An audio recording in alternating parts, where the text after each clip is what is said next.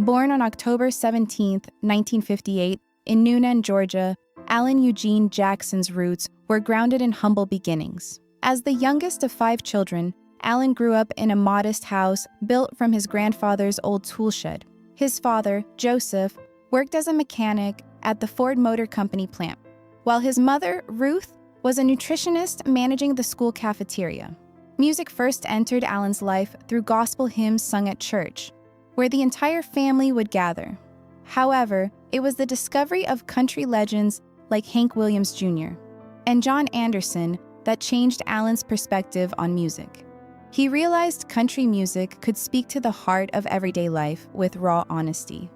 At 16, his parents gifted him a $50 guitar, an act that would ultimately change his life and set him on the path to stardom. The struggles before Nashville. After high school, Alan worked a series of manual jobs to support himself. Despite these challenges, his love for music never faded. He formed a band called Dixie Steel, playing in local clubs, often without pay. They handled everything from setting up equipment to performing. But through all the difficulties, Alan maintained the belief that music was his way out, his ticket to something greater. In 1985, Alan made the life-changing decision to leave Georgia behind and head to Nashville, where country music dreams are made. However, the city wasn't as welcoming as he had hoped. Alan lived in a small apartment with little money, while his wife, Denise, worked as a flight attendant.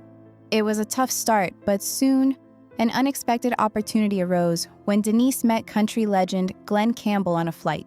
This encounter would change everything for Alan. The breakthrough connection. During her flight attendant days, Denise met Glen Campbell, a man Alan had admired for years. She seized the moment to speak about her husband's passion for music, and Campbell, impressed by her words, handed Denise his business card. This seemingly small act became the key that opened the door to Alan's career in Nashville. Later, Alan would reflect on the impact of that moment, crediting Campbell for being the first person in Nashville to give him a chance. Soon after, Alan signed his first recording contract with Arista Nashville in 1989, marking the beginning of his professional career. In 1990, he released his debut album, Here in the Real World, which quickly gained traction. By the end of the year, Alan was awarded a gold record for the album, with Glen Campbell present at the ceremony, completing a circle that began with a simple business card. Rise to fame and success. Throughout the 1990s, Alan Jackson reached the peak of his career. His albums, such as Who I Am, 1994, and High Mileage, 1998, introduced some of country music's most beloved songs, including Chattahoochee, Living on Love, and Gone Country. His success wasn't just about fame, it was about the heart and authenticity of his music. One of his most iconic songs, Don't Rock the Jukebox, came to him spontaneously when the jukebox at a roadside bar broke down during a tour. Alan was known for staying true to his roots, even when the Nashville scene began to lean toward pop influences.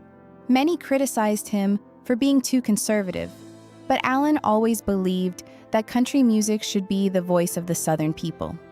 His unwavering commitment to tradition led him to collaborate with George Strait on Murder on Music Row, a sharp critique of the commercialization of country music. Turning point.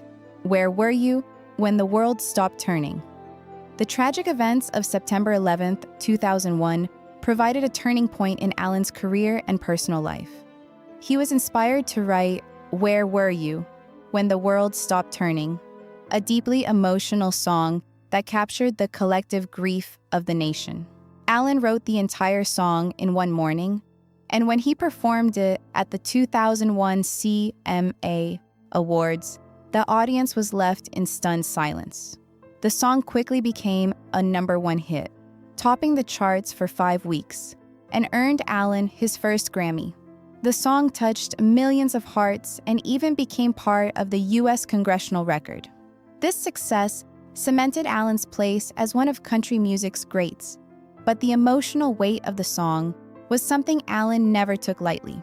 It wasn't just about the accolades, it was about the healing power of music during a time of national crisis. Personal struggles and triumphs in marriage. Alan Jackson's professional success was mirrored by a challenging personal life, particularly his marriage to Denise Jackson. The couple met in 1976, and their early romance was marked by Alan's bold and quirky attempts to win Denise's attention. One memorable moment involved Alan tossing a coin into Denise's blouse, a gesture that left her surprised but intrigued. Their connection deepened, and 2 years later, Alan proposed to Denise on Christmas Eve, surprising her with a modest ring and a promise for the future. Their wedding in 1979 was simple and intimate, focused on love rather than extravagance. In the early years, they struggled financially, but their shared dreams and mutual trust helped them endure.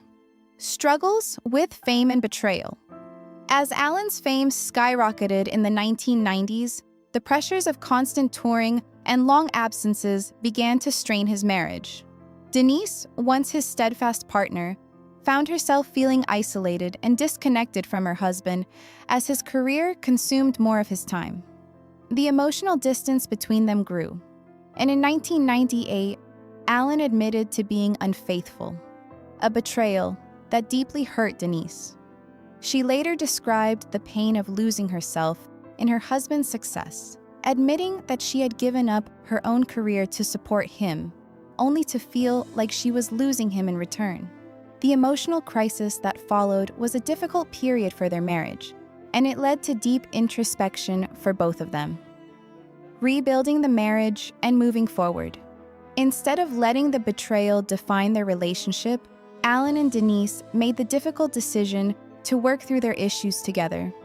Despite the challenges, Denise chose to stay by Alan's side, focusing on healing and rebuilding their relationship. Over time, they found a way to reconnect, with Denise speaking openly about the pain and the growth they both experienced. Their journey was not easy, but it became a testament to the strength of their bond and the resilience of their love. Alan's commitment to his family and his willingness to face the mistakes he had made helped to rebuild the trust that had been shattered. Today, Alan and Denise have been married for over 40 years, with their love story continuing to inspire others as a symbol of second chances and the power of forgiveness. Alan Jackson's legacy. With over 75 million records sold worldwide and 44 million in the US alone, Alan Jackson's career is a testament to his unwavering dedication to real country music.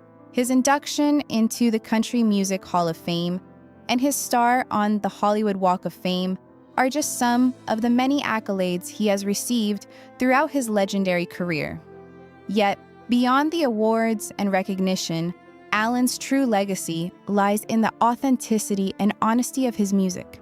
His songs, which reflect the ordinary lives of everyday people, have touched hearts across generations.